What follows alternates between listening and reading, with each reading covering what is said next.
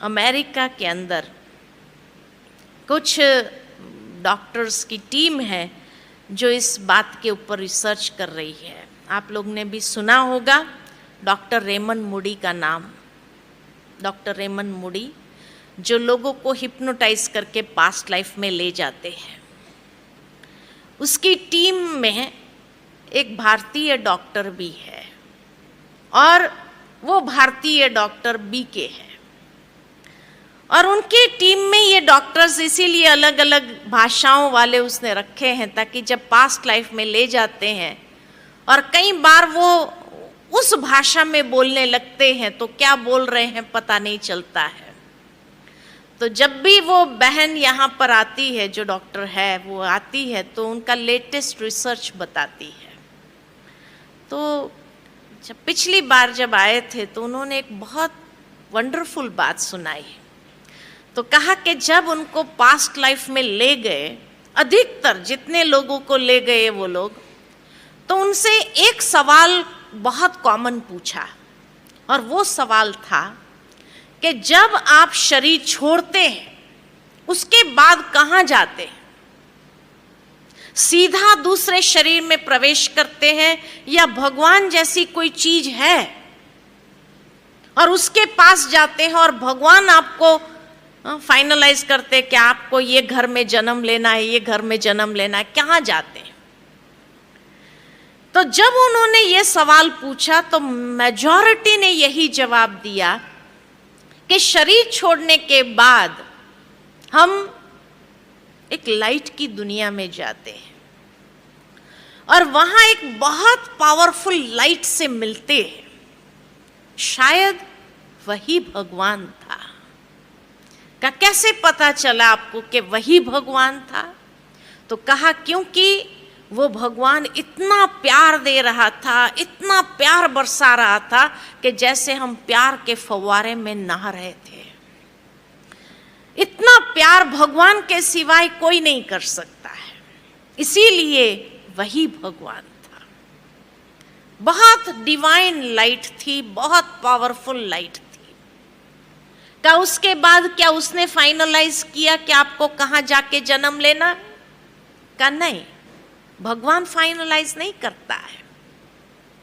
का जब हम उस फवारे में नहा रहे होते हैं, प्यार ही प्यार जैसे बरसा रहे हैं भगवान, तो उस प्यार में जैसे हमारा शुद्धिकरण हो रहा होता है, हम बहुत क्लीन हो जाते, शुद्ध हो जाते हैं।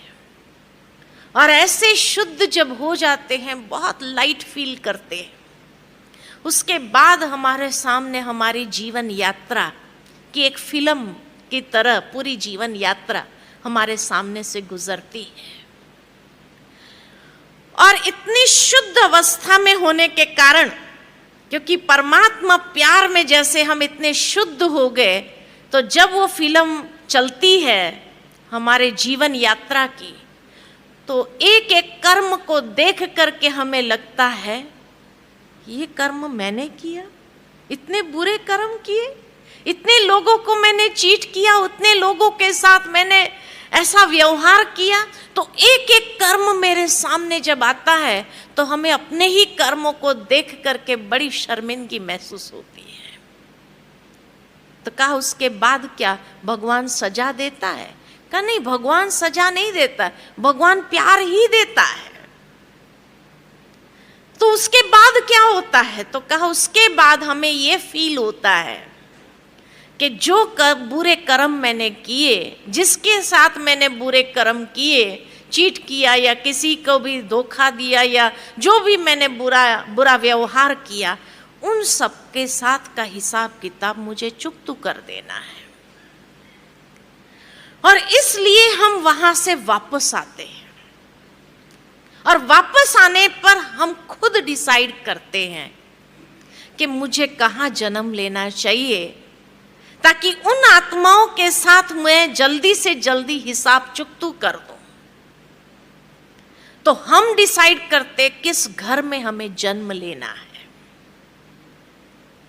उसके बाद हम ये डिसाइड करते हैं कि ये कर्म का फल हम कैसे चुकाएंगे, इसके लिए होनी को फाइनल करते हैं। डेस्टिनी को फाइनल करते हैं कि ये डेस्टिनी होगी और ये कर्म का हिसाब हम ऐसे चुकतू करेंगे। तो सारी जो डेस्टिन्ड बातें हैं उसको हम फाइनलाइज करते हैं। इसलिए कहावत है, होनी को कोई टाल नहीं सकता है, क्योंकि वो होनी हमने ही फाइनलाइज की होती है। उसके बाद उन्होंने कहा, बहुत सटल बातें उन्होंने सुनाई और कहा उसके बाद जब होनी फाइनल हो जाती है, सारी होनियों को फाइनल कर देते हैं, उसके बाद हम ये भी फाइनलाइज करते हैं कि किस दिन हमारा जन्म होगा। तो जन्म की तारीख को फाइनलाइज करते हैं और उसके बाद ये भी हम फाइनलाइज करते हैं कि ये हिसाब चुकाने के लिए हमें कितने साल चाहिए। तो आयुष्य को फाइनलाइज करते कि भाई 5 साल चाहिए, 15 साल चाहिए, 50 साल चाहिए या 100 साल चाहिए, कितना साल मुझे चाहिए ये हिसाबों को चुकतू करने के लिए। तो आयुष्य को फाइनलाइज करते हैं और आयुष्य को फाइनलाइज करने के बाद हम ये भी फाइनलाइज करते हैं कि ये शरीर छोड़ने के लिए कौन सा कारण बनेगा, कौन सी होनी बनेगी। उस मृत्यु का कारण भी हम फाइनलाइज करके फिर उस दिन को भी फाइनलाइज करके हम जन्म लेते हैं या शरीर में प्रवेश करते हैं। इसीलिए कहा जाता है जन्म और मृत्यु की तारीख को कोई बदल नहीं सकता है। दूसरा ये भी कहा जाता है कि जोड़ियां ऊपर से बन के आती है। क्यों ऊपर से बन के आती है? क्योंकि हमने ही फाइनलाइज किया होता है कि कौन सी जोड़ी मुझे चाहिए अपने कर्मों का हिसाब किताब सेटलमेंट करने के लिए। ये हम ही फाइनलाइज करते हैं। का उसके बाद क्या आपको याद रहता है? तो कहा 2 साल तक हमको बहुत अच्छे से याद आता है कि हम किस लिए इस संसार में आए हैं। और उसके बाद जो जो व्यक्ति हमारे सामने आते हैं, हम उसी समय उनको जिसको दुख दिया होता है उनके सामने मुस्कुरा करके उनको सुख देने का प्रयत्न करते हैं। लेकिन जैसे ही हमारी वाचा खुलती है, हमारा मोह क्रिएट होता है परिवार के सदस्यों के साथ, वाचा खुलने के बाद विस्मृति हो जाती है कि हम किस लिए आए। और इसलिए जब होनी होती है, वो होनी को भूल जाते हैं कि ये हमने ही फाइनलाइज किया है। तब ये सवाल आता है कि मेरे साथ ही ऐसा क्यों होता है? भगवान मेरे साथ ऐसा क्यों? भगवान नहीं करता है, हमने खुद ने फाइनलाइज किया है। इतना गुह्य राज स्पष्ट हुआ है।